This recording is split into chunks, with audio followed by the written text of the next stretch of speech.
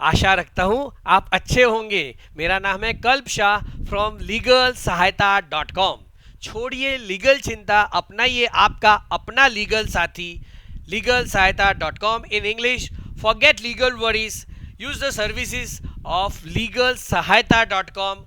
All legal and tax compliance services under one roof, be it GST return, export import related documentation, then IT return, your income tax planning, your GST return, export with payment of IGST, export under LUT, your RCMC, your certificate of origin, your AD code registration, and all queries which a businessman can require, like startup registration or many other registration like certificate of origin.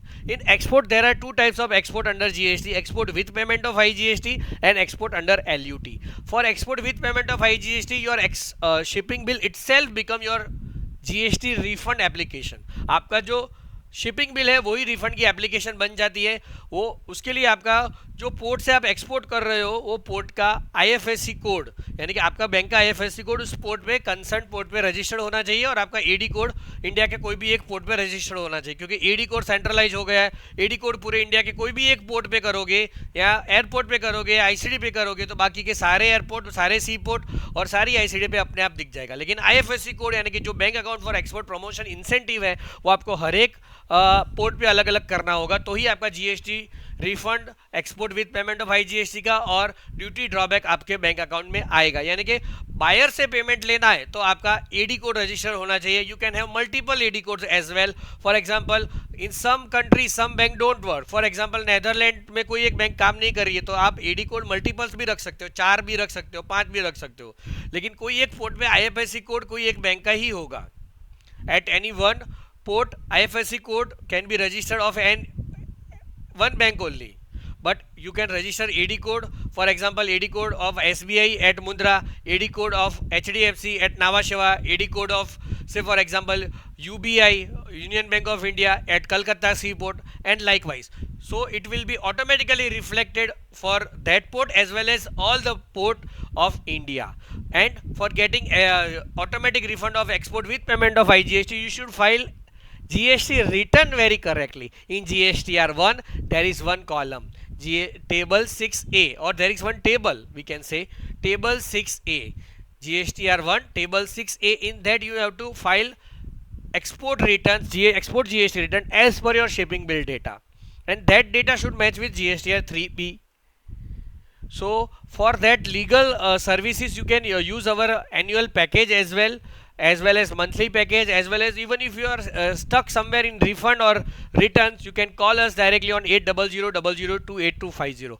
Nowadays IceGate has introduced new website. There is new IceGate registration, there is new website. On that website there is a one must pre-requirement. That pre-requirement is that your director's name, whose name is printed on IEC code, should be matching with Aadhaar name. They will verify your name with income tax database, that means PAN database, as well as DigiLocker database. That means you must have user ID, password, that means username and PIN of DigiLocker. That we will practically see. And nowadays जो नया ICEGATE आया है उसमें सिर्फ 2 ही document upload करने हैं। एक है self attested IC code with sign stamp और दूसरा है बोर्ड रेजोल्यूशन। बोर्ड रेजोल्यूशन का फॉर्मेट भी उन्होंने एडवाइजरी में दे दिया है। अब मेरे को प्रैक्टिकली आज आइसगेट रजिस्ट्रेशन नए आए हुए करीबन 20 दिन हो गए, तो मैंने जो प्रॉब्लम फेस करी है उसको बता देता हूँ। वो लोग क्वेरी क्या निकालते, पहले क्वेरी तो निकालते थे कि आपका मोबाइल नंबर और ईमेल आईडी GST और DGFT में दोनों ही जगह पे दोनों चीज़ें सेम होनी चाहिए, लेकिन अब ऐसा नहीं। अब क्या है, आपको ऑटोमेटिक IC कोड और GST नंबर डालना है तो आपको एक ईमेल आईडी का शुरुआत के लेटर और पीछे के लेटर डालने हैं, उधर से OTP जाके आपको आगे ले जाएगा। फिर आगे प्रॉब्लम क्या आती है, जब आप IC कोड वहां पे अपलोड करते हो तो वो लोग क्वेरी निकालते हैं और QR code is not visible. तो आपको क्या करना है कि IC कोड की एक अच्छी सी प्रिंट लेनी है, उस पर साइन करनी है, उस पर जिसका नाम छपा उसकी साइन करनी है, फिर स्टैम्प करना है कंपनी का, उसको कंप्यूटर स्कैन करना है। वो लोग क्या बोलते हैं, IC कोड पे जो QR कोड है ना वो मस्ट बी लेजिबल होना चाहिए। वो QR कोड से आप गूगल से सर्च करते हो, गूगल QR कोड वाला, तो आपका IC प्रोफाइल में वो रीडायरेक्ट करना चाहिए। तो इस प्रकार की क्वेरीज आती है। फिर कई बार क्या होता है कि IC कोड आपका डीएक्टिवेटेड हो गया होता है, तभी भी ये क्वेरी आती है। हाँ जी दोस्तों, तो मेन तो यही क्वेरी वो लोग निकाल रहे हैं कि आपको जो आईसी कोड है उसको फिजिकली साइन करना है, और फिजिकली साइन करके उसका क्यूआर कोड का क्वालिटी ऐसा मेंटेन रखना है कि आपको कंप्यूटर स्कैन करोगे तो क्यूआर कोड इतना की क्वालिटी मेंटेन रहेगी, ताकि वो क्यूआर कोड को बंदा स्कैन करके आपके आईसी प्रोफाइल तक डीजीएफटी की वेबसाइट तक रीडायरेक्ट हो जाए। इसलिए कभी कभी मोबाइल में स्कैन करते हो तो वो आईसी के ऊपर छपा हुआ क्यूआर कोड क्लियरली आइडेंटिफाइबल नहीं होता, ताकि वो QR code as a QR code काम कर सके। फिर आपका नाम जो जो बंदा आईसी के ऊपर जिसका नाम छपा है ना, आइडियली उसी का अथॉरिटी लेटर में उसको एप्लीकेंट बनाना है। अब मैं आपको प्रैक्टिकली बताता हूँ वो सब क्या होता है और क्या क्या क्वेरी निकलती है, उसकी क्या गाइडलाइन है। तो दोस्तों चलिए अभी देखते हैं प्रैक्टिकली कैसे आइसगेट रजिस्ट्रेशन करना है। अब आइसगेट रजिस्ट्रेशन करने के लिए सबसे पहले आपको गूगल में लिखना है icegate.gov.in। यहाँ पे लिखेंगे, आपको दो वेबसाइट मिल जाएगी। यहाँ पे ड्रॉप डाउन में न्यू वेबसाइट और ओल्ड वेबसाइट, तो आपको न्यू वेबसाइट पे जाना है, न्यू वेबसाइट पे रजिस्टर नाउ करना है। फिर आपके पास दो ऑप्शन है, अगर आपने पहले आधी एप्लीकेशन सेव करके रखी है तो आपको कंटिन्यू विद रेफरेंस आईडी करना है, वरना फ्रेश रजिस्ट्रेशन आईडी करना है। तो आपको वो जो आप रेफरेंस आईडी रहेगा वो 15 दिन तक वैलिड रहता है। तो अगर आप एक बार रेफरेंस आईडी क्रिएट कर देते हो तो 15 दिन के भीतर भीतर आपको बाकी का काम खत्म कर देना। फिर यहाँ पे importer exporter code importer exporter select करना है। अगर आपका कोई और रोल है जैसे आप शिपिंग एजेंट वगैरह हो तो वो भी आप सिलेक्ट कर सकते हो। फिर वहाँ पे आगे प्रोसीड करना है। फिर आपको यहाँ पे आपका आईसी कोड जो है वो डालना है। जो 2017 से पहले आईसी कोड होगा वो न्यूमेरिक होता है, अंकों में होता है। उसके बाद आपका पैन नंबर ही जनरली आईसी कोड बन जाता है। साइड में आपको जीएसटी नंबर डालना है, जो मैं डाल रहा हूँ। ठीक है, ठीक है, डाला। फिर यहाँ पे आपको कंफर्म बिलो रोल डिटेल्स आ जाएगा, आपका रोल डिटेल्स इंपोर्टर एक्सपोर्टर आ जाएगा, नेम आपका आ जाएगा। फिर आपको जीएसटी नंबर और आईसी नंबर दिखेगा, उसके सामने एक ईमेल आईडी और एक मोबाइल नंबर दिखेगा। अगर आप इसको चेंज भी करना चाहो तो, अगर जीएसटी में चेंज करना चाहो तो जीएसटी में लॉगिन करो, amendment in non core fields में पार्टनर और प्रोपराइटर का जो डिटेल्स है वो जाके चेंज कर सकते हो, और डीजीएफटी में मॉडिफाई आईसी करके आप चेंज कर सकते हो। तो दोनों में से किसी एक पैसे पे आपको ओटीपी लेके आगे बढ़ना है। तो मैं यहाँ पे इस पे ले रहा हूँ, प्रोसीड कर रहा हूँ। इधर कुछ एरर आ गई लग रहा है, आगे नहीं बढ़ने दे रहा है। ठीक है दोस्तों, अब भी कुछ वजह से वो ओटीपी मैं नहीं ले पा रहा हूँ क्लाइंट से या फिर मेरा भी, तो मैं आपको उसकी जो सेटिंग्स है वो बता देता हूँ और बाकी की जो गाइडलाइंस है वो चर्चा कर लेता हूँ। तो सेटिंग्स में सबसे पहले अभी नया अच्छा बात ये हो गया है, सबसे पहले आपको ओल्ड वेबसाइट में जाना है। ओल्ड वेबसाइट में आपको होम पे जाना है। होम पे आपको एक ऑप्शन मिलेगा डिजिटल सिग्नेचर। डिजिटल सिग्नेचर में आपको ऑप्शन मिलेगा कॉमन यूज़र यूटिलिटी, पहला वाला। यहाँ पे आपको ऑप्शन मिल जाएगा डाउनलोड साइनर यूटिलिटी। तो ये आपका पीकेआई का जो कंपोनेंट है ना वो आपको डाउनलोड कर देना है। पीकेआई कंपोनेंट डाउनलोड हो जाना चाहिए। तो मैं यहाँ पे पीकेआई कंपोनेंट डाउनलोड कर लेता हूँ।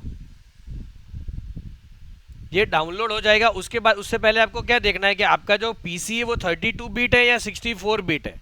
अगर 32 बिट है तो आपको 32 बिट वाला पीकेआई कंपोनेंट इंस्टॉल करना है। 64 बिट है तो 64 बिट वाला इंस्टॉल करना है। यहाँ पे दिस पीसी में जाना है, वहाँ पे प्रॉपर्टीज़ में जाना है। प्रॉपर्टीज़ में यहाँ पे आपको मिल जाएगा 64 bit operating system, x64 base processor. वहाँ से आपको वो पीकेआई कंपोनेंट की जिप फाइल को अनजिप करके इंस्टॉल कर देना है। देखिए इस तरह से आपकी पीकेआई कंपोनेंट वाली फाइल इंस्टॉल हो गई और डाउनलोड हो गई। फिर यहाँ पे उस पर राइट क्लिक करके extract to PKI component folder बना लो। फिर यहाँ पे आपको फोल्डर ढूंढना पड़ेगा पीकेआई कंपोनेंट का, या फिर इस पर भी डबल क्लिक करके जाओगे, फिर उसमें फोल्डर मिल जाएगा। दो ऑप्शन मिलेंगे, सेटअप 32 बिट, सेटअप 64 बिट। तो आपका जो बिट हो वो इंस्टॉल कर देना। हालांकि मेरे में ऑलरेडी इंस्टॉल्ड है तो मैं आपको प्रैक्टिकली इंस्टॉल करके तो नहीं बताऊंगा, लेकिन इसमें लिखा है देखो no PKI encode PKI components already installed, तो ओके लिख दो।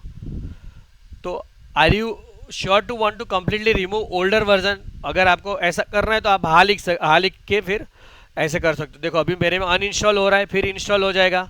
मैं आपको प्रैक्टिकली करके ही दिखा देता हूँ ताकि कोई प्रॉब्लम ना आए। इस तरह से कोई पीकेआई का पुराना वर्जन हो तो खास उसे अनइंस्टॉल करना कम, आप कंट्रोल पैनल में जाके भी कर सकते हो और इस तरह से भी कर सकते हो। तो पीकेआई कंपोनेंट हमेशा लेटेस्ट वर्जन आपका आइसगेट से डाउनलोड करा हुआ जो कंप्लीट हो गया, encode पीकेआई component word successfully remove from your computer, फिर आपको नया रजिस्ट्रेशन की बात कर रहा है, नए पीकेआई कंपोनेंट का नया वर्जन डाउनलोड, तो यस यस यस करना है। खाली आपको सिर्फ इधर इधर ध्यान रखना है कि 64 की जगह 64 बिट ही इंस्टॉल होना चाहिए और 32 की जगह 32, यानी कि जो आपका पीसी हो उस हिसाब से। फिर आपको जानना है जावा इंस्टॉल करना है। जावा का मेरा कौन सा वर्जन है मैं आपको बता देता हूँ। जावा वर्जन अगर आपके में कुछ और है तो भी कभी कभी दिक्कत आती है, तो अगर आइडियली तो लेटेस्ट जावा से ही ट्राई कीजिए, अगर नहीं होता है तो मेरे में जाइए, मैं जो आपको बताता हूँ मेरा वर्जन, उस वर्जन में आप कर सकते हो। मैं अपने जावा के अबाउट में जाता हूँ, वर्जन 8 अपडेट 260 बिल्ड 1.8.0_261-B12, ये जावा का वर्जन है। मैं थोड़ा बड़ा करके भी बता देता हूँ, बड़ा नहीं हो रहा है, ठीक है। फिर ये जावा का वर्जन आपको देखना है। फिर यहाँ पे पहला ही जनरल टैब में आपको आना है, वहाँ पे सेटिंग्स है, सेटिंग्स में आपको डिलीट फाइल्स बटन दबाना है, पहले 2 टिक रखने हैं, trace and log files and cache and application updates tick करने, तीसरा अनटिक रखना है, इंस्टॉल एप्लीकेशन अपडेट्स को ओके कर देना है, तो आपका जो भी कैश वगैरह होगा वो डिलीट हो जाएगा, ओके करना है। फिर जावा दूसरे टैब में कुछ नहीं करना है, खाली यहाँ पे आप व्यू कर सकते हो। फिर सिक्योरिटी में जाना है, सिक्योरिटी में आपको वेरी हाई की जगह हाई कर देना है अगर वेरी हाई है तो। फिर यहाँ पे जो एडिट साइट लिस्ट है उसमें आपको नया आइसगेट का वेबसाइट है उसे ऐड कर देना है। नया आइसगेट का वेबसाइट का लिंक कहाँ से मिलेगा, आप icegate.gov.in पे जाइए, तो icegate.gov.in उसको भी डाल दीजिए, पुराने वालों को भी डाल दीजिए सिक्योरिटी एक्सेप्शन लिस्ट में, और नए वाले को भी डाल दीजिए। तो ऐड करेंगे तो लास्ट में जो लाल जैसा खुल जाएगा ना, वहाँ पे सिर्फ जाना है, ऐड करना है, फिर ऐड बटन दबाना है। फिर एक और ऐड बटन दबाओगे तो नीचे एक और विंडो खुल जाएगी, तो वहाँ पे आपको न्यू वेबसाइट पे जाना है, उसका जो होम पेज का लिंक आता है foservices.icegate.gov, वो डाल देना है। उसके लिए यहाँ पे आपको इधर जाना है और इस तरह से FO सर्विसेज वाले को भी ऐड कर देना है, और पुराने वाले को भी ऐड कर लीजिए, क्योंकि पुराने में आप जब रजिस्ट्रेशन अप्रूव हो जाएगा उसके बाद पुराने पे ही काम करना है, क्योंकि AD कोड और IFSC कोड पुराने आइसगेट में चलता है। तो ऐड किया, यहाँ पे पेस्ट किया और ऐड कर दिया और ओके बटन दबा दिया। फिर यहाँ पे एडवांस वर्जन, एडवांस में क्या क्या करना है, डीबगिंग में तीनों ही अनटिक रखना है, जावा कंसोल में हाइड कंसोल, आप एक इससे खास ध्यान रखिएगा, डिफॉल्ट जावा फॉर ब्राउजर में आप माइक्रोसॉफ्ट इंटरनेट एक्सप्लोरर को भी सिलेक्ट कर सकते हो और मोजिला भी सिलेक्ट कर लो तो अच्छा है, हम तो मोजिला सिलेक्ट कर लेते हैं।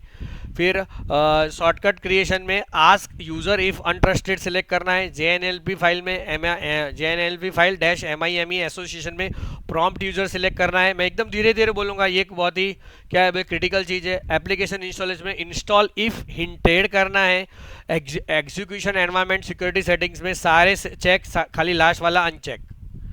फिर mix code sandbox versus trusted security verification में enable show warning if needed, perform sign code certificate revocation checks on में all certificates in the chain of trust, check for sign code certificate revocation using में both CRLPs and OCASP, perform TLS certificate revocation check on में all certificates in the chain of trust, check for TLS certificate revocation using में both CRLSP and OCSP।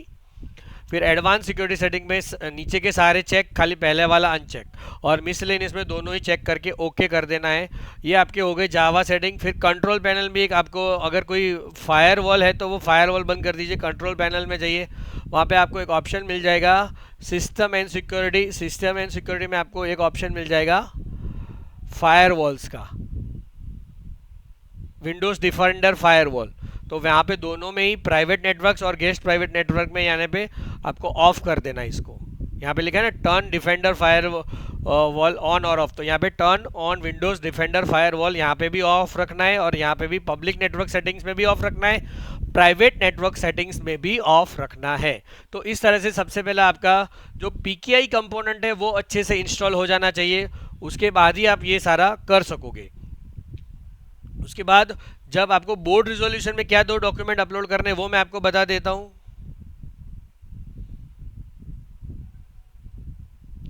Proprietor के लिए ये format है proprietor का, board resolution certified true copy of resolution pass at the meeting of the board of proprietor, वैसे board of directors कहते हैं लेकिन अब उन्होंने फॉर्मेट में लिया है तो board of proprietor of XYZ proprietorship firm held on so and so date at so and so place. Resolve that proprietorship firm has decided that Mrs.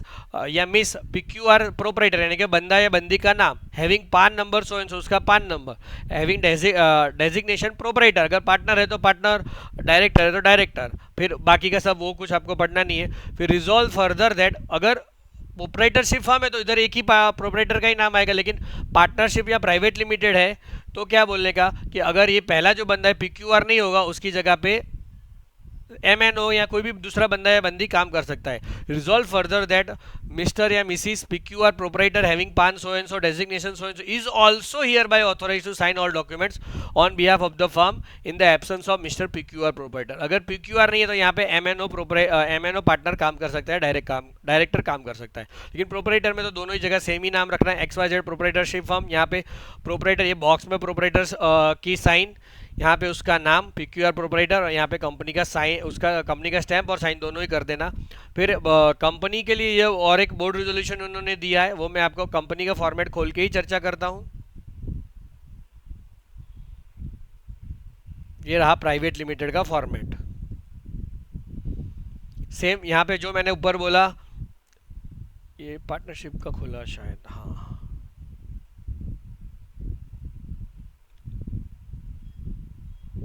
जी हाँ, तो यहाँ पे पार्टनर बोर्ड ऑफ डायरेक्टर्स हो जाएगा, बोर्ड ऑफ प्रोपरेटर की जगह, फिर पूरा फर्म का नाम वगैरह।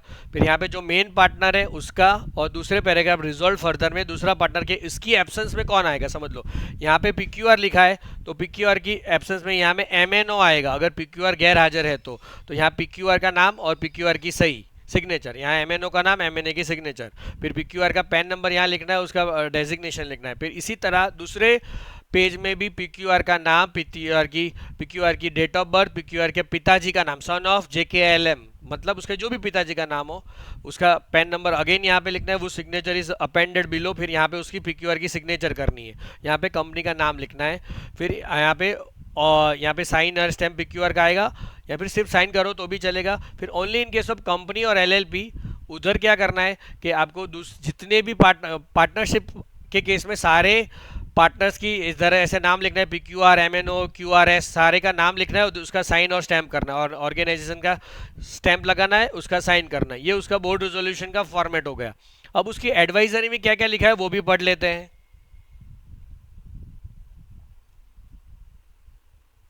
जी हाँ दोस्तों, तो हम रजिस्ट्रेशन कर रहे थे। रजिस्ट्रेशन करते समय आपको यहाँ पे IC कोड और GST नंबर डालना है, और IC और GST दोनों ही कंपलसरी है आईस गेट रजिस्ट्रेशन करने के लिए।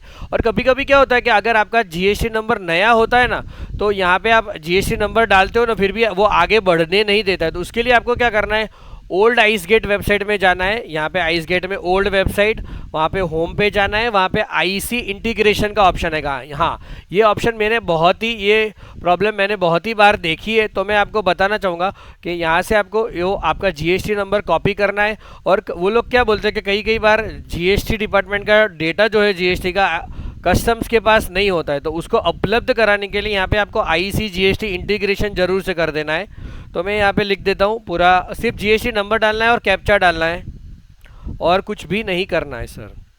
तो यहाँ पे मैंने डाला कैप्चा और GST नंबर डाल दिया, तो यहाँ पे सक्सेसफुली डेटा इंटीग्रेटेड हो गया। फिर अगर आपका इंटीग्रेटेड लास्ट टाइम कब हुआ तो उसको देखने के लिए भी यहाँ पे होम पे जाना है। वहाँ पे आपको एक ऑप्शन मिलेगा custom duty calculator. Custom duty calculator में जाना है, वहाँ पे आपको पहले कैप्चा डालना है, जो भी कैप्चा आपके स्क्रीन पे दिखे। कैप्चा डालने के बाद आपको अंदर वो ले जाएगा। अंदर ले जाने के बाद GSTIN इंक्वायरी में जाना है। यहाँ पे अलग अलग ऑप्शन मिलेंगे। GSTIN इंक्वायरी में जाते हो और वहाँ पे सर्च बटन दबाते हो, तो आपको यहाँ पे ऑप्शन दिख जाएगा कि आपका ये जो GST नंबर है वो कब इंटीग्रेट हुआ था, यानी कि GST में से कुछ इंटरवल्स पे डेटा थ्रो होता है आइस गेट पे। तो देखो GST number so and so of so and so company is active and available with customs, last updated from GST department on 11 जुलाई 2023। तो इस तरह से आपको ये देख लेना है। अगर नहीं हुआ है तो ये वाली लिंक यूज़ करना, इंटीग्रेट GST कर लो। मैं तो क्या करता हूँ, किसी का भी नया रजिस्ट्रेशन शुरू करता हूँ 2-3 बार ये इंटीग्रेट करके ही आगे करता हूँ। वो 24 से 48 घंटे के भीतर इंटीग्रेट हो जाता है। तो मैंने यहाँ पे GST नंबर डाला, फिर आपको यहाँ पे आपकी फर्म का नाम मिलेगा, रोल डिटेल्स, फर्म का नाम, फिर जीएसटी नंबर और आईसी नंबर, सामने एक ईमेल आईडी वगैरह मिलेगा। तो आपको किसी एक ईमेल आईडी एक आईसी या जीएसटी को सिलेक्ट कर रहा है तो वो सेट ऑफ मोबाइल नंबर और सेट ऑफ ईमेल आईडी पे ओटीपी जाएगा।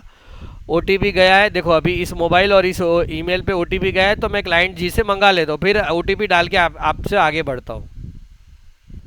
तो दोस्तों इस तरह से मैंने क्लाइंट जी से ओटीपी ले लिया है। यहाँ पे दोनों जगह वेरीफाइड हो गए, ऐसे टिक टिक आ गई ग्रीन, फिर प्रोसीड करेंगे तो एक रेफरेंस आईडी क्रिएट हो जाएगा। तो रेफरेंस आईडी से क्या होगा कि अब बाकी का काम आप बाद में भी कर सकते हो और अभी भी कर सकते हो। अगर आप रेफरेंस आईडी को कहीं पे लिख लोगे या फिर ईमेल पे भी वो आपके आया होगा, तो आप रेफरेंस आईडी को कॉपी कर लीजिएगा, फिर आगे प्रोसीड, अगर अभी करना है तो प्रोसीड टू रोल रजिस्ट्रेशन में जाना है, तो इस तरह से आपको खुल जाएगा। ठीक है सर।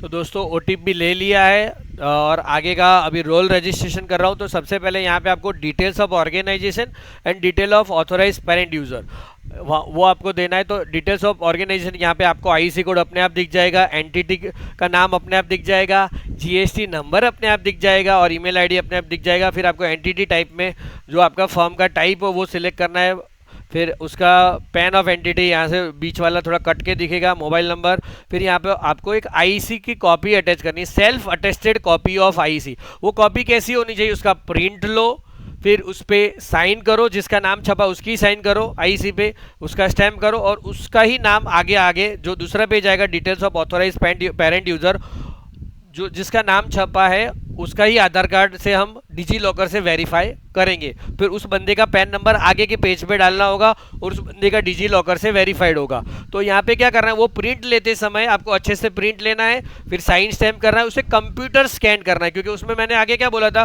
क्यूआर कोड उसमें आपका क्लियरली दिखना चाहिए। क्यूआर कोड अगर नहीं दिखा ना तो वो लोग क्या बोल सकते हैं कि क्यूआर कोड नॉट विजिबल, ऐसी क्वेरी आती है। और वो साइन है वो हर जगह कॉपी पेस्ट नहीं करनी है। आगे का एक अथॉरिटी लेटर है, अथॉरिटी लेटर भी कलर लेटर हेड पे होना चाहिए। एक्चुअल में दो पार्टनर के द्वारा, अगर प्राइवेट लिमिटेड है या पार्टनरशिप है एलएलपी है तो मेजॉरिटी ऑफ डायरेक्टर्स के द्वारा साइन होना चाहिए। पार्टनरशिप फर्म है तो सारे पार्टनर्स द्वारा साइन एंड स्टैम्प होना चाहिए। वो आगे मैंने बताना है कैसे करना है, that you don't worry, but यहाँ पे मैं सेल्फ अटेस्टेड आईसी कॉपी का अटैचमेंट कर रहा हूँ। ठीक है। और हाँ, दूसरी बात देखो, file name should not contain any spaces, कोई स्पेस नहीं आनी चाहिए वो फाइल में। ठीक है। तो और हाँ, और मैं आपको हर एक, इसमें अच्छा फीचर ये है कि आप हर एक फीचर पे, हर एक स्टेप पे सेव एज ड्राफ्ट कर सकते हो, ताकि आपका आधा अधूरा काम कहीं खो ना जाए, यानी कि डुप्लीकेट ऑफ मेहनत ना हो जाए। You don't have to work twice for the same procedure. This is for registering your registration on iceGate and creating a parent user. The parent user login will have master user rights for your organization and will be able to create multiple child user logins and can be used to transact on your behalf. Child user will have limited access and rights as compared to parent user. ठीक है। Save and draft करते हैं, save as draft करते हैं, save as draft हो गया, file upload हो गई, फिर यहाँ पे importer exporter form is saved successfully आ गया। नेक्स्ट में गए, फिर जिस डायरेक्टर का आपको करना है उस डायरेक्टर का नाम डालना है, उसका पैन डालना है, फिर आपको मैं बता देता हूँ कैसे करना है, जैसे कि मैं अभी आपको पूरा प्रैक्टिकली डाल के दिखाता हूँ।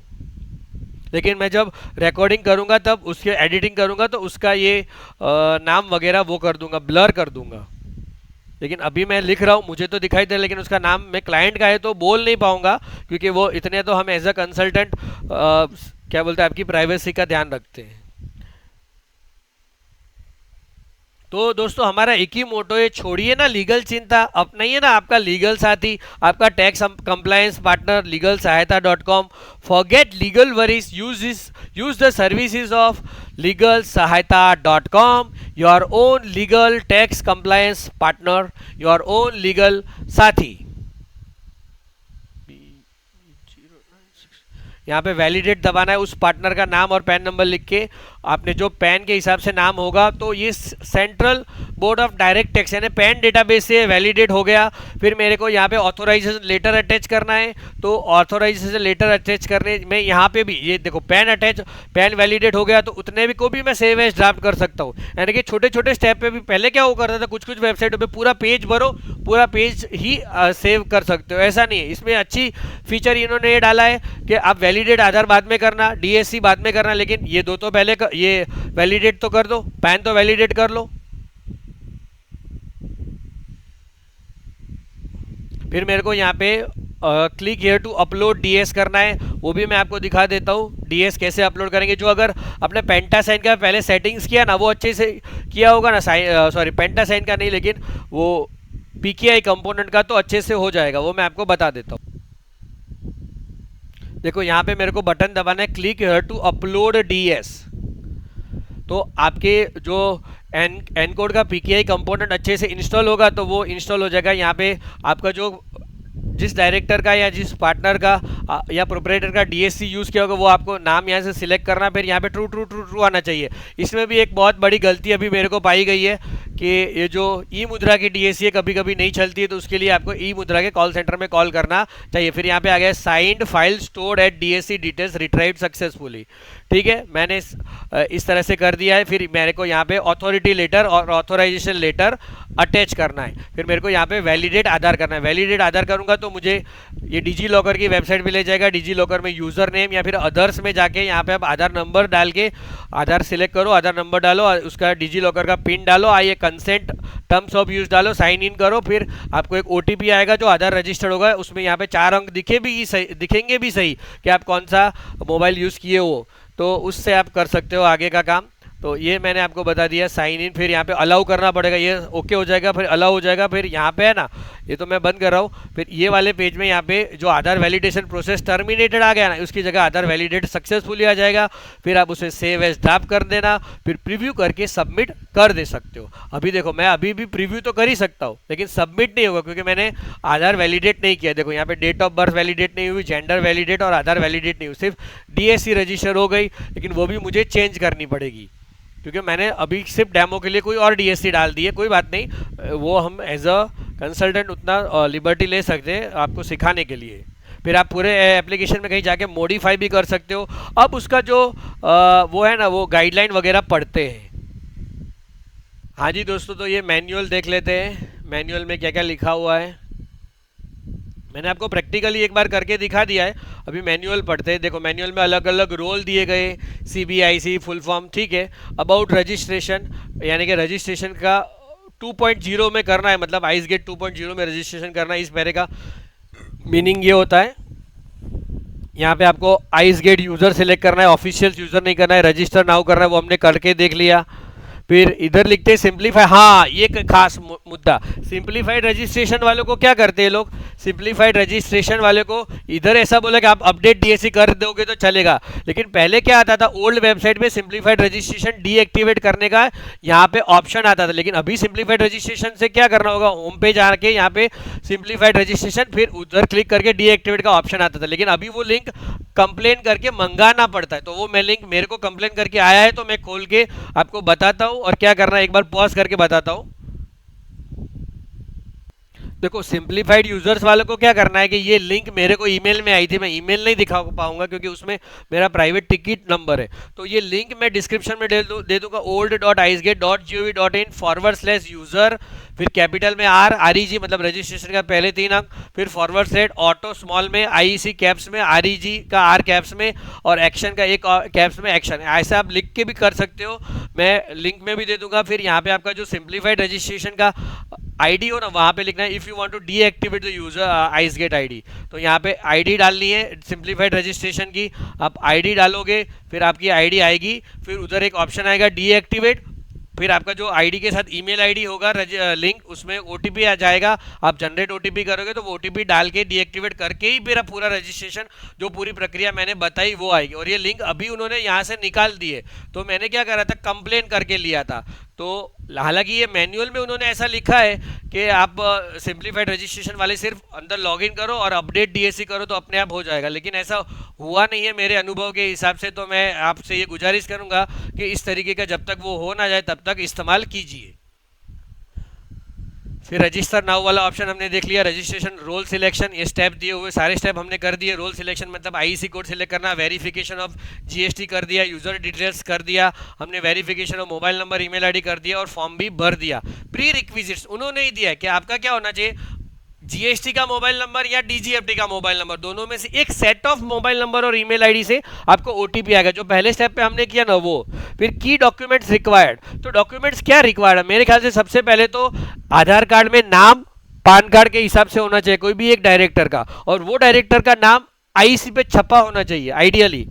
अगर नहीं छपा है तो आईसी को मॉडिफाई करो, मॉडिफाई करके उसकी डिजिटल सिग्नेचर से आईसी मॉडिफिकेशन का एप्लीकेशन सबमिट करो 200 रुपया पे करके, तो उसका नाम आईसी पे छप आ जाएगा, छप के आ जाएगा। या फिर उसके आधार कार्ड से 200 रुपया भर के आईसी मॉडिफिकेशन का एप्लीकेशन साइन करो। The user must keep a self attested copy of commercial licence, मतलब IC code, shipping licence, CHA licence. ठीक है, अपने केस में तो आईसी कोड रहेगा, जैसे मैंने बताया, बार बार बता रहा हूँ, आईसी कोड का प्रिंट लीजिए, अच्छा वाला प्रिंट लीजिए, कागज अच्छा होना चाहिए, प्रिंटर में अच्छी खासी इंक होनी चाहिए। एकदम घिसा पीटा प्रिंटर लोगे तो भी वो रिजेक्ट कर देंगे, फिर क्योंकि उसका क्यूआर कोड बोलेंगे, क्यूआर कोड नॉट विजिबल। फिर उसके फिजिकली साइन करो, सॉफ्टवेयर की मदद से कॉपी पेस्ट मत करो, फिजिकली साइन करो, फिर कंप्यूटर से स्कैन करो, और एकदम बेहतरीन मोबाइल से स्कैन मत करो, कंप्यूटर से स्कैन करो, तो उसका क्यूआर कोड विजिबल रहेगा।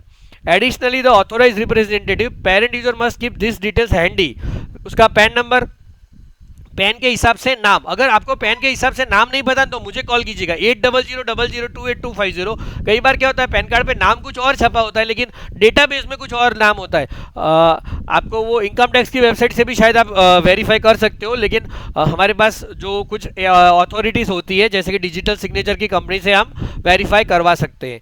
तो Aadhaar linked with DigiLocker, Aadhaar card जिस डायरेक्टर का पैन नंबर यूज करे उसी का आधार कार्ड, और आधार और पैन में नाम इंक्लूडिंग उसके ऑर्डर सेम होना चाहिए। फॉर एग्जांपल XYZ, एक्स नाम है, वाई मिडल नेम है, जेड सरनेम है, तो XYZ ही उसी ऑर्डर में ही होना चाहिए, पैन कार्ड और आधार कार्ड दोनों ही। फिर DSC उसी बंदे की डिजिटल सिग्नेचर क्लास 3 होनी चाहिए। हाँ, डिजिटल सिग्नेचर कौन सी होनी चाहिए, तो क्लास 3 होनी चाहिए। अब इस दुनिया में 2 DSC है इंडिया में, दुनिया में नहीं लेकिन इंडिया में।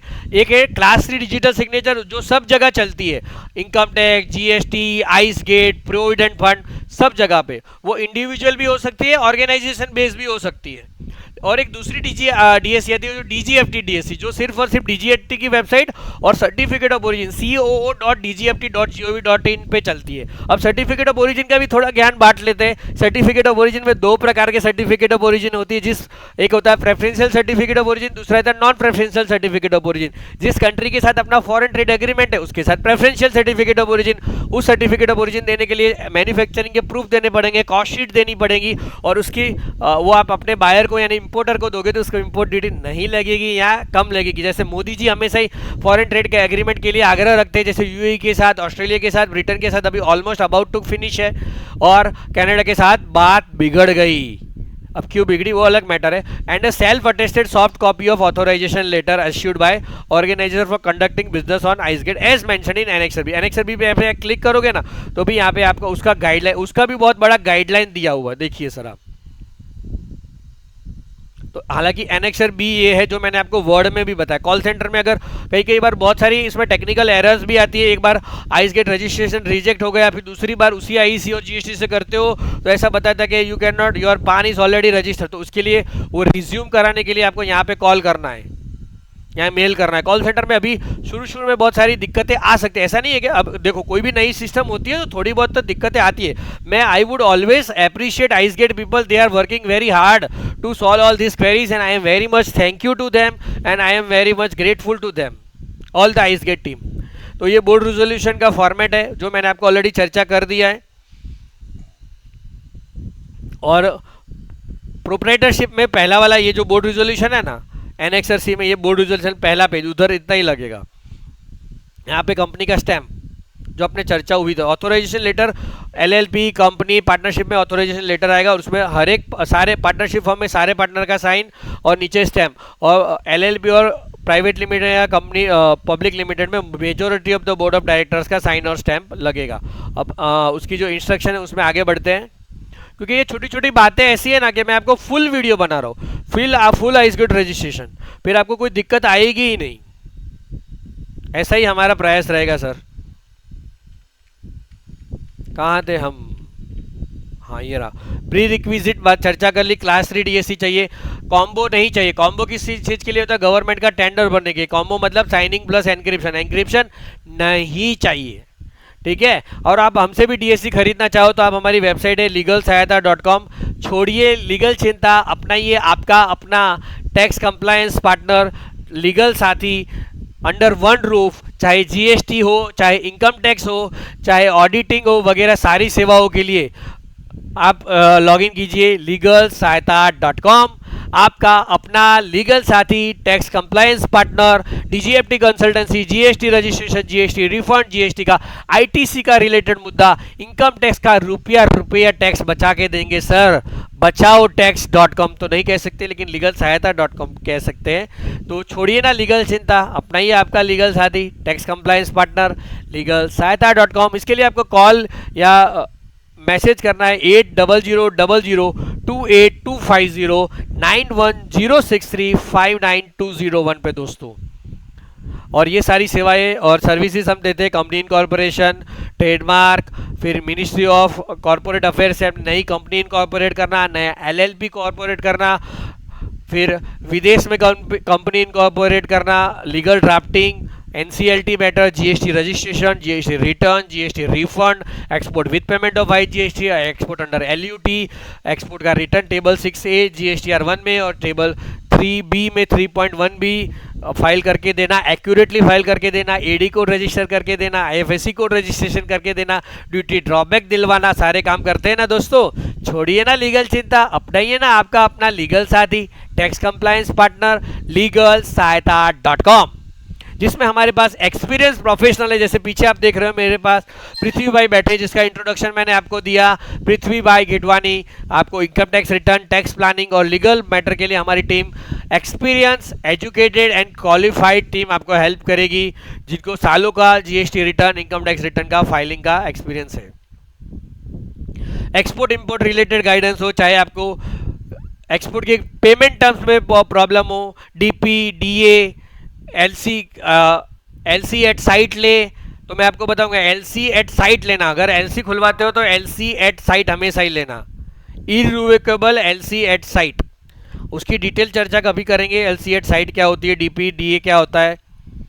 फिर फॉरेन एक्सचेंज में आपको हेजिंग करना, फॉरवर्ड कॉन्ट्रैक्ट लेना, ऑप्शन से हेजिंग करना, वो भी हम आपको सिखाते हैं। अगर आपका डॉलर आप इंपोर्ट करते हो, 82 में इंपोर्ट का ऑर्डर दिया और जब एक्चुअल इंपोर्ट आया पेमेंट करने का तो 85 हो गया, तो आपको $3 ज़्यादा ₹3 पर डॉलर ज़्यादा पे करने पड़ सकते हैं। उसके लिए आपको हेजिंग सिखाएंगे, हेजिंग का गाइडेंस देंगे। Merchant exporter, buyer finding, seller finding की टेक्निक सिखाएंगे ना दोस्तों। आपका एक्सपोर्ट इंपोर्ट साथी भी बोल दो, लीगल साथी भी बोल दो, आपका अपना legalsahayata.com, जिसमें हमारे एक्सपीरियंस प्रोफेशनल्स, क्वालिफाइड प्रोफेशनल और काफ़ी धगस वाले एंथुजियास्टिक प्रोफेशनल आपको हेल्प करेंगे। फूड लाइसेंस लेना हो, central food licence, state food licence, nutraceutical food licence, exporter का फूड लाइसेंस, प्रोप्राइटरी का फूड लाइसेंस भी दिलवाते हैं, प्रोप्राइटरी फूड का। तो आ जाते हैं गाइडेंस पे। हाउ टू रजिस्टर, हमने ये सारे स्टेप देख लिए हैं, पूरा प्रैक्टिकल करके देखा है। जीएसटी नंबर डालो, फिर उसका मोबाइल नंबर, ईमेल आईडी का ओटीपी दिखेगा, वेरिफिकेशन हो जाएगा, ये सारा स्टेप देख लिया है। रेफरेंस आईडी क्रिएट हो गया, प्रोसेस ऑफ रोल रजिस्ट्रेशन हो गया। प्रोसेस आप इधर से भी कर सकते हो, रेफरेंस आईडी, ये रेफरेंस आईडी को यहाँ पे भी डाल सकते हो। फिर इसमें दो ऑप्शन है, details of organisation, details of parent user. तो ऑर्गेनाइजेशन में आपको यहाँ पे आईसी कोड डाल के आगे बढ़ना है और यहाँ पे कस्टम्स लोकेशन वगैरह भी सिलेक्ट करना होता है।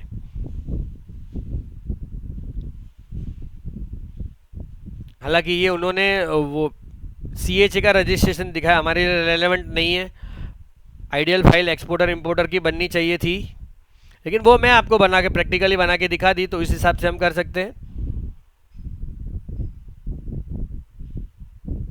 ये सारे स्टेप हो गए हमारे।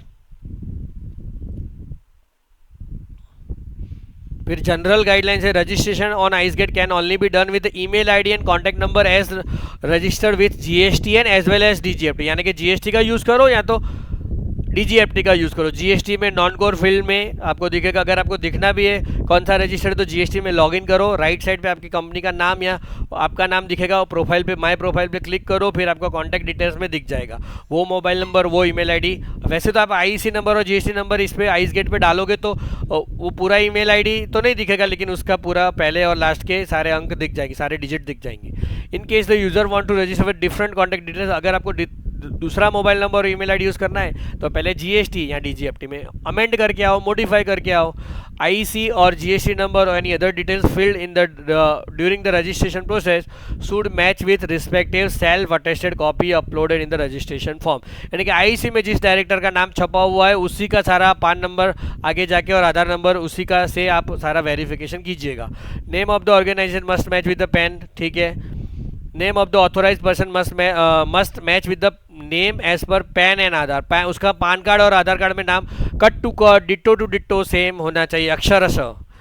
रेफरेंस आईडी जनरेटर वो 15 दिन के लिए वैलिड है। जो फाइल अपलोड करेंगे वो फाइल के नाम में कोई गैप नहीं होना चाहिए। जो 2 फाइल अपलोड करनी होती है, self attested IC code with sign stamp और बोर्ड रेजोल्यूशन, यानी कि authority letter with the sign of majority of directors in case of partnership form, sign and stamp of all the partners.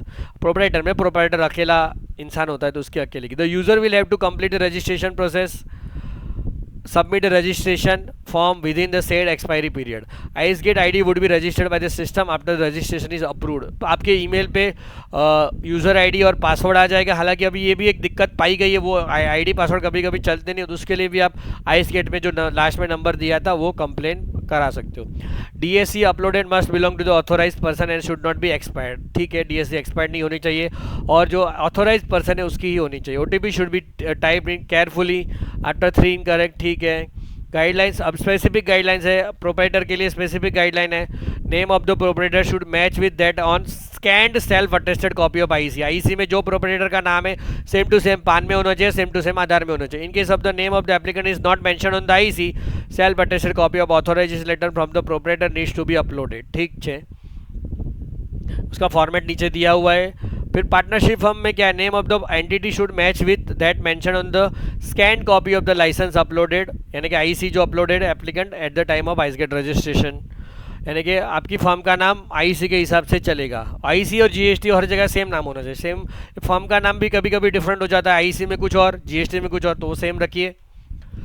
Applicant must provide an authorisation letter authorising the parent user, ठीक है। अब authorisation letter में partner की partnership में क्या guideline है, applicant should be authorise for ICEGATE, वो तो फॉर्मेट दिया ही है, यानी कि क्लियरली ऑथोराइज होना चाहिए। उधर कहीं पे कहीं लिखा है, कहीं ना कहीं लिखा हुआ होना चाहिए कि ये बंदा ऑथोराइज है आइसगेट रजिस्ट्रेशन करने के लिए on behalf of the firm. Name of the, हालांकि उन्होंने फॉर्मेट दे ही दिया तो फिर सोचने की बात ही कहाँ है। Name of the partners and the firms seal stamp should be affixed with their respective signature on the authorisation letter. जो पार्टनर्स है उसका नाम और उसका सिग्नेचर आपको वो जगह पे करना है। देखो मैं आपको बता देता हूँ कहाँ पे करना है। ये प्राइवेट लिमिटेड है तो उधर यहाँ पे लिखा, देखो पार्टनर का साइन स्टैम्प कहाँ करना है, यहाँ पे सही करो, यहाँ पे साइन करो, यहाँ पे कंपनी का स्टैम्प करो, यहाँ पे PQR का साइन, यहाँ MNO का साइन, फिर यहाँ पे PQ सिर्फ अकेले PQR का साइन, यहाँ पे PQR का साइन और कंपनी का स्टैम्प, यहाँ पे PQ MNO का साइन और कंपनी का स्टैम्प। और आप एक्स्ट्रा यहाँ पे डालना चाहो तो यहाँ पे भी एक स्टैम्प डाल सकते हो, लेकिन यहाँ पे सिर्फ साइन बोला है, सिग्नेचर ऑफ ऑथोराइज सिग्नेटरी, तो स्टैम्प नहीं बोला है।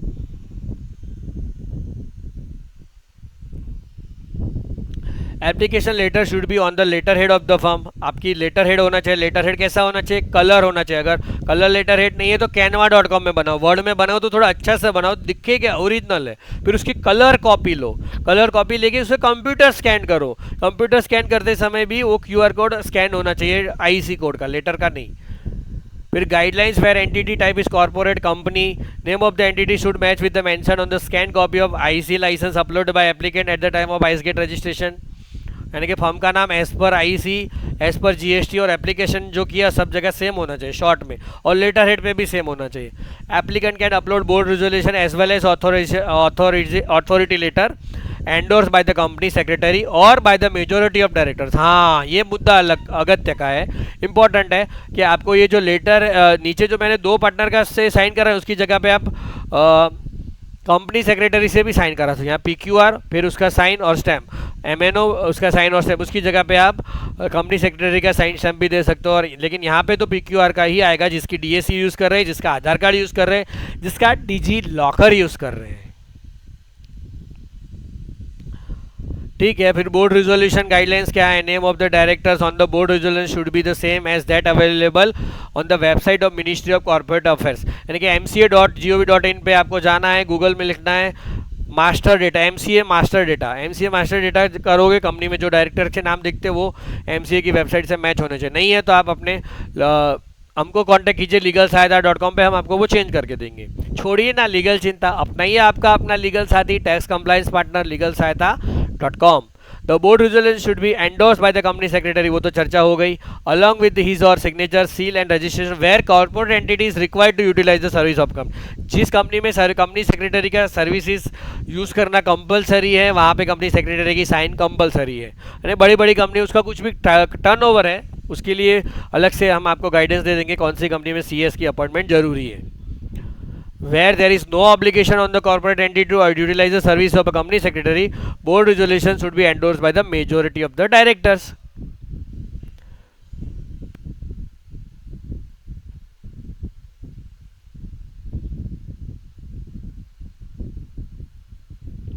जी हाँ, हम यहाँ पढ़ रहे थे, the applicant should be authorise for ICEGATE customs, board resolution should be have been taken during the last 6 month और कॉर्पोरेट एंटिटी, हाँ 6 महीने से पुराना बोर्ड रिजोल्यूशन नहीं होना चाहिए। The corporate entity should also be affix on the seal should be also affixed on the board resolution. Board resolution should be on the letterhead of the corporate entity. Kindly refer to annexer C, annexer authorized। ठीक है, ये सारी guideline सब में same जैसी ही है, फिर भी आप एक बार पढ़ लेना, ये बोर्ड रिजोल्यूशन है। अब देखो आपका यूजर आईडी पासवर्ड आ गया, उसके बाद क्या करना है वो देखते। चलिए सर, मैं न्यू वेबसाइट में लॉगिन करके देखता हूँ।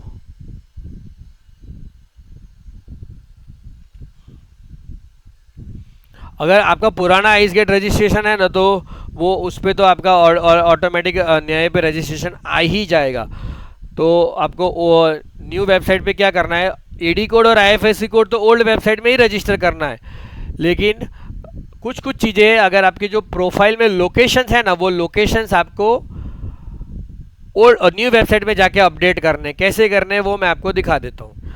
प्रोफाइल स्टेटस में जाइए, फिर कंप्लीट योर प्रोफाइल में जाइए, वहाँ पे रोल डिटेल्स में जाइए, वहाँ पे इंपोर्टर एक्सपोर्टर क्लिक कीजिए, फिर कस्टम्स लोकेशन सेलेक्ट कीजिए, फिर ऐड कस्टम्स लोकेशन कीजिए। यहाँ पे ऐड कस्टम लोकेशन में फिर आपको सिलेक्ट ऑल नहीं कर देना, एक और कंट्रोल F भी यहाँ पे नहीं करना है, उसमें कुछ टेक्निकल एरर आ जाती है और बहुत सारे लोगों को अटक जाता है। तो आपको जो पोर्ट सिलेक्ट करना है उसको ऐसे नीचे नीचे जाके एक एक करके सिलेक्ट कर लीजिए। जैसे कि मैं आपको बताऊँ, फॉर एग्जाम्पल मुझे यहाँ पे सिलेक्ट करना है, ये नहीं करना, बरी, बवल, भिलवाड़ा, यहाँ पे कोई एक्सपोर्ट इम्पोर्ट मैंने तो नहीं देखा, लेकिन जो भी आपको करना, जैसे धामरा पोर्ट है INDMA 1, गोवा ACC और हजीरा पोर्ट, ये 3 सिलेक्ट करने। इससे नीचे भी जितने भी उसमें से आपको एक सिलेक्ट कर सकते हो जो आपको ऐड करना है। तो फिर आपको इधर से वो विशाखापट्टनम एयर कार्गो कंफर्म करूँगा, फिर मोबाइल नंबर ये है और ईमेल आईडी, उस पर OTP आएगा। तो मैंने OTP मंगाया, ये मेरा ही आईडी है वैसे तो OTP आएगा, मैं OTP डाल दूंगा।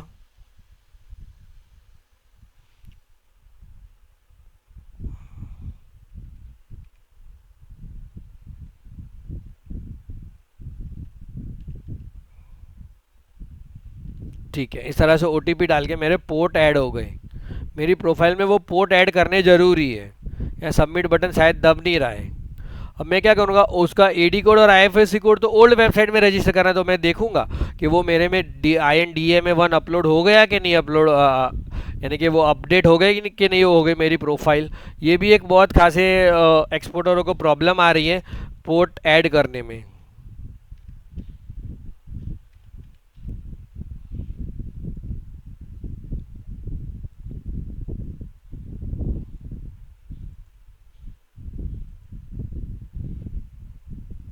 ईमेल पे भी मैंने OTP मंगा लिया है, हालांकि मैं एक बार रिफ्रेश मार लेता हूँ। यहाँ पे financial services, bank account management, फिर ऑथोराइज डीलर कोड, हाँ, फिर यहाँ पे मैं ऐड न्यू अकाउंट करके देखूँगा।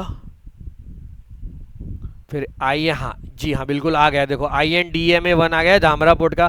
फिर मेरे को यहाँ पे AD कोड डालना है, फॉर एग्जांपल AD कोड जो भी, सॉरी, बैंक अकाउंट नंबर डालना है 1 2 3 4 5 6। फिर मेरे को यहाँ पे बैंक सिलेक्ट करनी है, HDFC बैंक। फिर मेरे को AD कोड 7 अंकों का, अगर 14 अंकों का बैंक देती है तो पहले 7 अंक ही डालिएगा।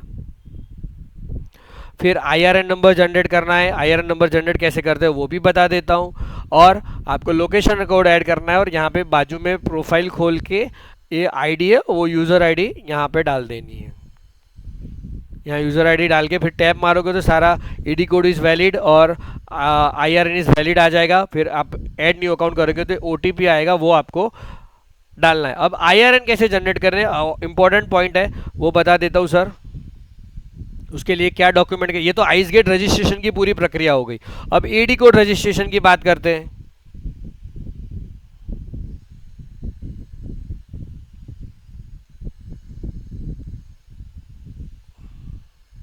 हेलो फ्रेंड्स, हमने देख लिया कि आइस गेट रजिस्ट्रेशन कैसे करना। अब हम देखेंगे पोर्ट रजिस्ट्रेशन कैसे करते। तो पोर्ट रजिस्ट्रेशन के लिए अभी नया सर्कुलर आया, उस सर्कुलर के हिसाब से आपको कुछ एक स्पेसिफिक फॉर्मेट में ही एडी कोड लेटर लेना है। तो उसका एक CBIC यानी कि central board of indirect tax and customs का एक मास्टर डायरेक्शन है, जो ये है ऑर्डर इंस्ट्रक्शन नंबर 25/2023। उस हिसाब से आपको एडी कोड लेटर में इतनी विगत, इतनी इन्फॉर्मेशन इंक्लूड होनी चाहिए और आपको 2 ही डॉक्यूमेंट अपलोड करने हैं, एडी कोड लेटर और कैंसिल चेक। तो ये है क्या क्या वो आपको बैंक से एडी कोड लेटर रिक्वेस्ट करना है, तो रिक्वेस्ट लेटर भी मैं आपको दे दूंगा। रिक्वेस्ट लेटर में आप क्या लिख सकते हो वो भी मैं आपको बता देता हूँ बिल्कुल से। जैसे कि अभी यहाँ पे अब मैं आपको रिक्वेस्ट लेटर बता दूँ, तो रिक्वेस्ट लेटर में आप इस तरह से बैंक को रिक्वेस्ट कर सकते हो कि भैया हमें हमारा आइस गेट रजिस्ट्रेशन वगैरह हो चुका है, नहीं भी हुआ हो तो आपके पास IC कोड और GST है, तो आप अपनी बैंक को एडी कोड लेटर रिक्वेस्ट जरूर से कर सकते हो। रिक्वेस्ट करने के लिए इस फॉर्मेट में आपको रिक्वेस्ट लेटर कई बार मांगते हैं, तो आपको ये रिक्वेस्ट लेटर बना के देना है। I am maintaining so and so account, तो कृपया मुझे एडी कोड लेटर इश्यू किया जाए। फिर आपको जो मैंने बताया इस तरह से इस फॉर्मेट में आपको बैंक से एडी कोड लेटर लेना है, जिसमें आपका ये इन्फॉर्मेशन होनी चाहिए, name of the exporter and exporter address, फिर IEC number issued by DGFT to the said exporter, PAN associate with the said IEC number, bank account number associate with the said IEC number, name of the account holder of said bank account number, confirmation by the bank that the PAN link with the said bank account is same as the PAN link with the IEC, यानी कि आपका IEC में और bank account में same PAN number है। Bank AD code, IFSC code as the case में भी, name, address, contact details, official email ID of the bank branch where the said branch bank the said account number is held, जहां आपका account है उस branch का नाम, उस branch का address, contact details, official email ID of branch, और ये आपके एडी कोड लेटर में एस्टैब्लिश होना चाहिए। और आपको जो संचित में अपलोड करना है वो सिर्फ 2 डॉक्यूमेंट, ये वाला एडी कोड लेटर और कैंसल चेक। लेकिन अभी किया गया, ये मास्टर डायरेक्शन तो central board of indirect tax and customs का है, लेकिन अलग अलग पोर्टों ने उसके हिसाब से थोड़ा आगे पीछे करके अलग अलग से पब्लिक नोटिस इश्यू करी है। जैसे कि नावा शेवा का पब्लिक नोटिस है, उसमें से कुछ इस तरह से ऊपर का ऊपर एक पैराग्राफ जोड़ दिया है कि it is certified that messrs so and so having address so and so of account holder, यानी कि अकाउंट होल्डर का एड्रेस ये है, इज होल्डिंग करंट अकाउंट और credit account, cash credit account since so and so date with our branch, it is also certified that above mention address, name, address, director etcetera are matching with IEC number. यहाँ पे आपको IEC number लिखवाना है। फिर उन्होंने ये name और इस तरह से नावा शिवा का फॉर्मेट बना दिया। जो अपने ने उधर CBIC ने दिया ना, वही सेम प्रकार का फॉर्मेट है। मैंने उसको यहाँ पे वर्ड में भी संजोया हुआ है नावा शिवा का, आप देख सकते हो। वर्ड फाइल भी आपको मिल जाती है, तो मैं आपको लिंक में देने की कोशिश करूंगा।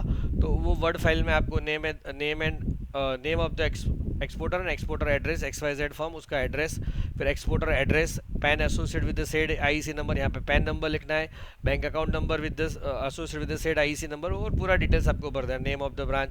वो नावा शेवा वाले ने क्या जो पॉइंट्स दिए थे उसको तोड़ दिया ना, 9 नंबर में 91, 92, 93, 94, 95, 96 इस तरह से कर दिया।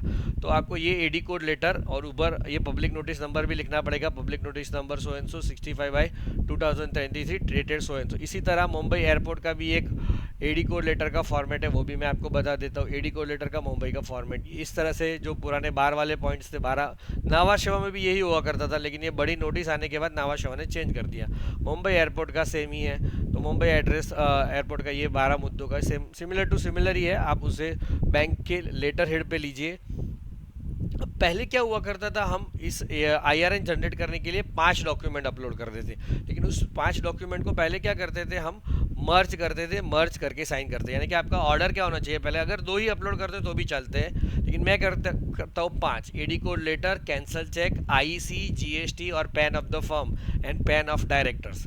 तो मैं पहले ये करता था और पहले भी यही रिक्वायरमेंट थी, हालांकि मुंबई एयरपोर्ट में तो अभी भी वही रिक्वायरमेंट है। तो मैं देखो ये एडी कोड लेटर पड़ा है मेरा, सिर्फ एक पीडीएफ फाइल बनाई, उसमें एडी लिख दिया तो वो फाइल बन गई, एक सैम्पल फाइल है। फिर कैंसल चेक, तो ये कैंसल चेक की फाइल है। इसी तरह आईसी, जीएसटी, पान ऑफ फॉर्म, पान ऑफ डायरेक्टर, उसको मैं पहले मर्ज करूंगा। तो गूगल में आप लिख सकते हो मर्ज पीडीएफ, मर्ज पीडीएफ करके पांचों पीडीएफ को जोड़ दीजिए। ठीक है, तो पांचों पीडीएफ को जोड़ना है, यहाँ पे सिलेक्ट करना है मर्ज पीडीएफ साइड पे, जहाँ पे आपका वो फोल्डर पड़ा है वो फोल्डर में जाइए। फिर सबसे पहले एडी कोड लेटर लीजिए, फिर यहाँ पे प्लस बटन होगा, प्लस बटन के बाद कैंसिल चेक ऐड कीजिए, कैंसिल चेक के बाद आईसी कोड, आईसी कोड के बाद जीएसटी, जीएसटी 3 पेजों का ऐड कीजिएगा। हालांकि पहले 2 डॉक्यूमेंट एडी और कैंसिल चेक करोगे तो भी चलेगा, क्योंकि नया सूचना आ गया है कि अब आपको इतना सारा बहुत ज़्यादा डॉक्यूमेंट करने की ज़रूरत नहीं, लेकिन फिर भी मैं पुराना कंसल्टेंट हूँ तो पुराना ही मेथड्स फॉलो कर दो। ये 5 डॉक्यूमेंट हो गए मर्ज, उसको लिखो, ऑल डॉक्स मर्ज करके फाइल रखो, उसका नाम जहाँ फोल्डर था वहीं पे जाओ, उसी फोल्डर में आप एक नई फाइल बनाओ, all docs merge for Nhava Sheva या all docs merge for so and so port. तो मैं यहाँ लिखता हूँ ऑल डॉक्स मर्ज, ठीक है, ऑल डॉक्स मर्ज। और ये फाइल 1061 KB की बन गई, तो मुझे कंप्रेस करनी पड़ेगी, तो मैं यहाँ लिखता हूँ compress PDF. File signed file should be less than 1024 KB, मतलब 1 MB से कम की होनी चाहिए। अब कंप्रेस हो गई, सिर्फ 25 KB की फाइल बनेगी ऑल डॉक्स मर्ज, उसे मुझे साइन करना है। साइन करने के लिए क्या करना पड़ेगा, आइस गेट पे आओ, ओल्ड वेबसाइट पे आइए, ओल्ड वेबसाइट पे आपको ऑप्शन मिलेगा, यहाँ पे नीचे होम पे जाओगे तो नीचे नीचे ऑप्शन मिलेगा डिजिटल सिग्नेचर, डिजिटल सिग्नेचर में क्लिक हियर, क्लिक हियर के बाद यहाँ पे पीडीएफ फाइल साइनिंग करना है। अगर आपके पास साइनर यूटिलिटी नहीं है तो पहले साइनर यूटिलिटी डाउनलोड कर लो, वो मैंने आपको पहले भी बताया था, पीकेआई कंपोनेंट साइनर यूटिलिटी डाउनलोड कर लो।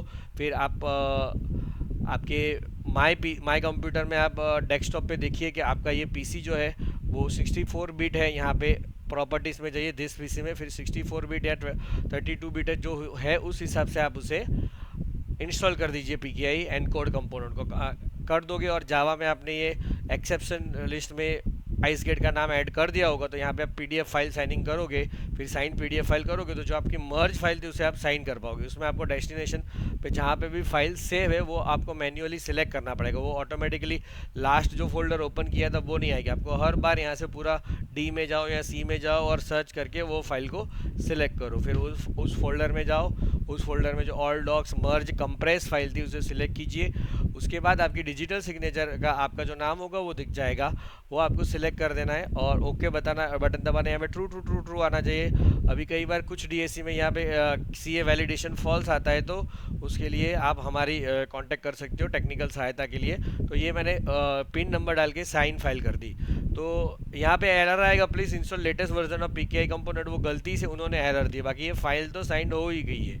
मैं आपको दिखा देता हूँ फाइल कैसे साइंड हो जाती है। तो ये तो मेरे क्या बोलते हैं डेमो डॉक्यूमेंट्स है, अगर असली डॉक्यूमेंट होते तो भी ये साइन, देखो इसके पीछे जो कंप्रेस था उसके पीछे साइंड लिखा हुआ आ गया, बीच में कोई अंडरस्कोर भी नहीं है, पूरा साइंड लगातार ही लिखा हुआ आ गया। वो साइंड फाइल को आपको ई संचित में अपलोड करना है। देखो पहले आपको एडी कोड लेटर है तो नीचे यहाँ पे सिग्नेचर वैलिड और जिसकी सिग्नेचर होगी उसका पूरा नाम, डेट वगैरह आ जाएगा, secure document, location, cancel cheque भी साइन हो गया, फिर मेरा आईसी भी साइन हो गया, जीएसटी भी साइन हो गया और सब कुछ साइन हो गया,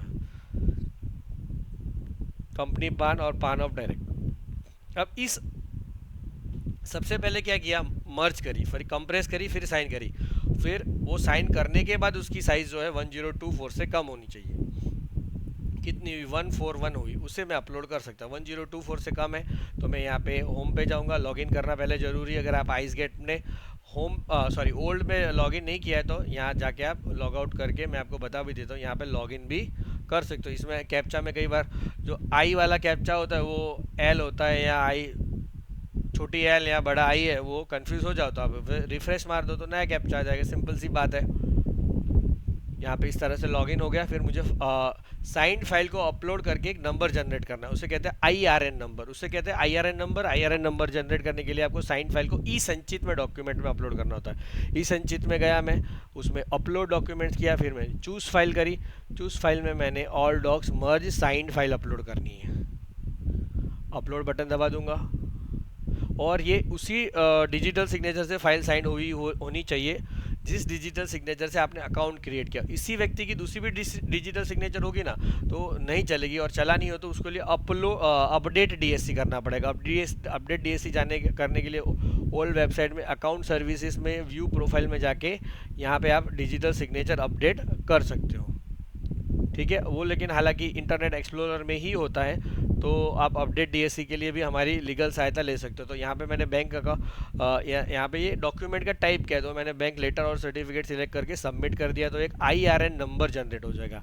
वो होता है एक DRN और एक IRN। तो IRN नंबर है क्या है, मेरा एक रेफरेंस नंबर है। तो मैं क्या करूँगा, नोटपैड खोल दूंगा और नोटपैड में वो अकाउंट उसको सेव कर दूंगा, ठीक है। अभी मुझे जितने भी पोर्ट पे AD कोड वगैरह रजिस्टर करना है, तो मैं यहाँ पे पहले अकाउंट नंबर लिख दूंगा, अकाउंट नंबर 1 2 3 4 5 6। फिर ये तो सिर्फ मैं आपको बताने के लिए लिख रहा हूँ। फिर IRN नंबर ऊपर लिख दिया। फिर AD कोड। AD कोड कहाँ से मिलेगा आपको, बैंक जो है ना वो आपके लेटर हेड, उसके लेटर हेड पे आपको लिख के ही देगी। अगर आपके पास नहीं लिखा हुआ है तो आप कंफर्मेशन के लिए ओल्ड वेबसाइट में जाओ, यहाँ रजिस्ट्रेशन सर्विसेज में जाओ, AD कोड डिटेल्स में जाइए, फिर वहाँ पे जो बैंक है उसका डिटेल सर्च कीजिए, HDFC बैंक। तो HDFC बैंक का मैंने सर्च किया तो पूरे इंडिया की जितने भी AD कोड है वो आपको यहाँ पे दिख जाएंगे, ठीक है। तो फॉर एग्जांपल मेरा ये पहला ही AD कोड है, तो मैं पहला ही सिर्फ एग्जांपल के लिए बता रहा हूँ। तो इस तरह से कर सकता हूँ। तो अभी आपको क्या करना है, जिस पोर्ट पे भी AD कोड रजिस्ट्रेशन करना है उसके लिए आपको होम पे जाना है, लॉगिन साइन अप, फिर financial services, bank account management, फिर AD कोड रजिस्ट्रेशन में जाके सबमिट बटन दबाना है। सबमिट बटन दबाने के बाद आपको ऐड न्यू अकाउंट करना है। ऐड न्यू अकाउंट करने के बाद आपको आपका जो ओरिजिनल अकाउंट नंबर है वो लिखना है। फिर आपका बैंक का नाम सेलेक्ट करना है, से for example HDFC bank limited, तो HDFC। फिर आपका IRN नंबर जो जनरेट हुआ था यहाँ पे ई संचित में, वो IRN नंबर वहाँ पे आप कॉपी कर सकते हो। तो IRN नंबर मैंने कॉपी पेस्ट कर दिया। सॉरी, यहाँ पे AD कोड पूछ रहा है, तो मैंने अभी जो लिस्ट में से AD कोड निकाला था पहला वाला, वही मैं सिलेक्ट करके एंटर कर दूंगा, या फिर जो भी मेरे हाथ में आया वो सिलेक्ट कर दिया आइसगेट के डेटाबेस में से। अभी तो आपका डेमो ही है, तो डेमो के लिए तो मैं कोई भी ऐड कर सकता हूँ ना। ये बोल रहा है already account number already exist, 5 6 7 वाला कॉमन नंबर है, तो मैं कुछ अलग नंबर डाल देता हूँ, ठीक है। फिर मैंने ये AD कोड डाला, फिर मैंने यहाँ पे IRN नंबर डाला, IRN मुझे यहाँ से मिला होगा। फिर उसके बाद मुझे पोर्ट सिलेक्ट करना है, जिस पोर्ट पे मुझे रजिस्ट्रेशन करना है। ज़्यादातर नावा शिवा का कोड है INNSA1। फिर मैं यहाँ से होम पे जाऊँगा। अगर आपको यूज़र आईडी कहीं और नहीं मिल रहा है तो ऐसे ओल्ड वेबसाइट पे जाओगे तो होम पे भी आपको इस तरह से यूज़र आईडी मिल जाएगा। यूज़र आईडी मिला, फिर ऐसे टैब बटन दबा के उसे आगे गए, फिर टैब बटन दबा के आगे गए, तो फिर उसके बाद आपको ऐड अकाउंट करना है। ऐड अकाउंट करेंगे तो एक OTP आएगा, वो OTP आप डाल दीजिए। फॉर एग्जांपल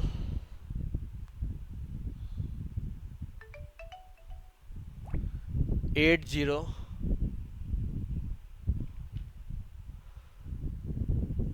जो भी है OTP डाल दिया। तो यहाँ पे आ जाएगा कस्टम पोर्ट सिस्टम पेंडिंग। उसके बाद थोड़ी देर के बाद वो हो जाएगा कस्टम पोर्ट पेंडिंग।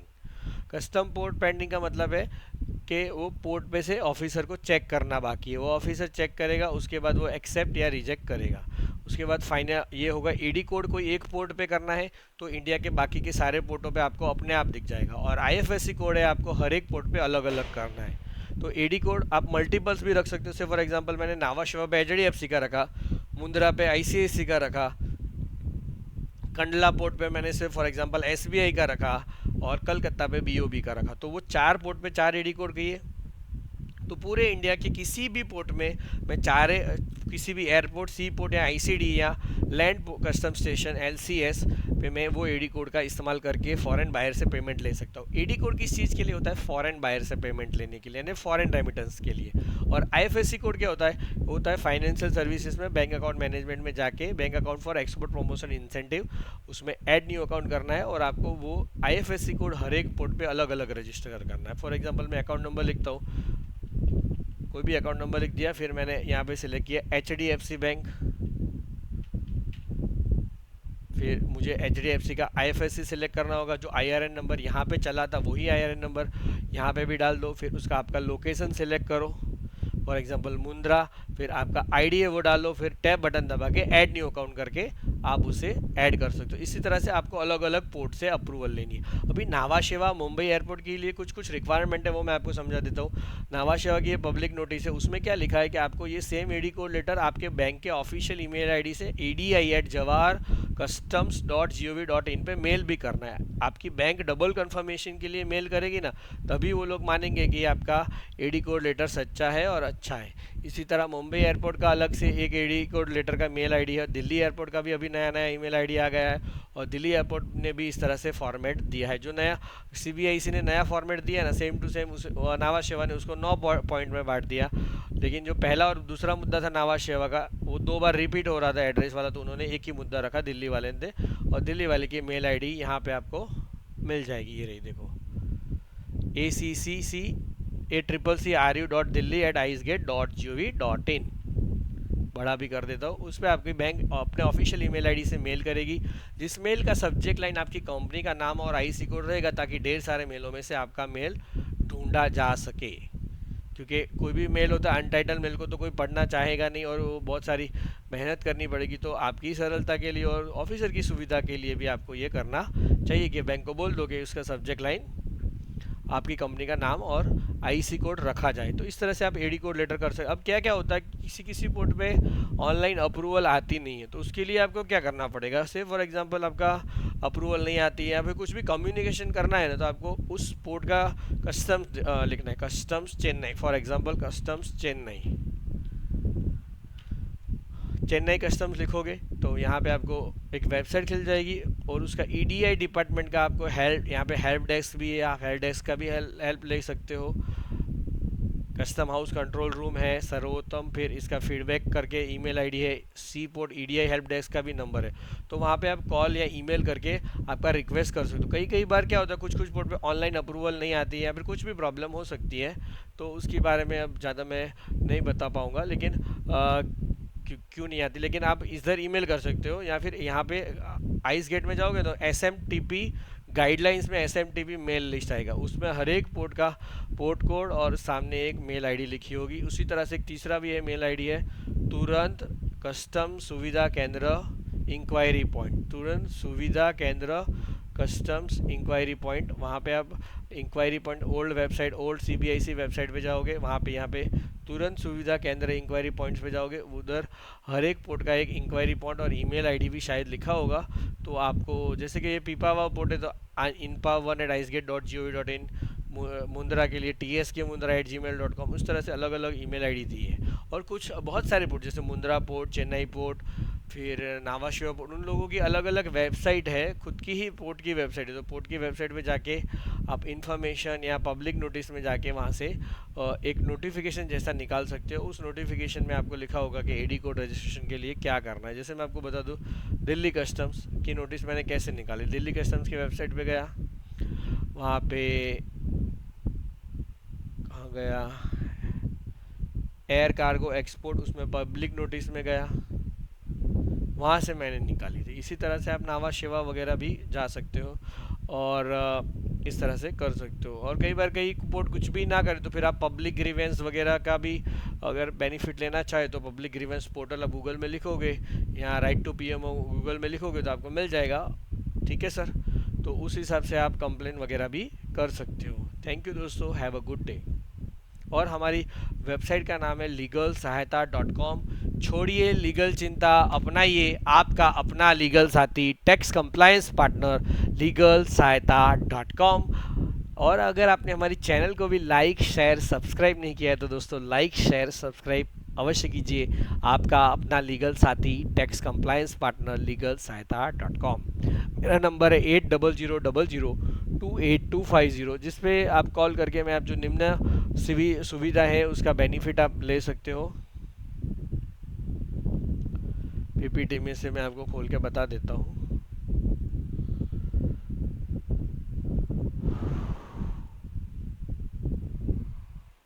ये है मेरा मोबाइल नंबर और ये है हमारी फॉर्म का विजिटिंग कार्ड जैसा, जो भी कहे आप। तो company incorporation, trademark, copyright, patents, registry of companies, legal agreement drafting, NCLT matter, GST registration, GST return, GST legal matter, income tax return, income tax planning, income tax legal matter,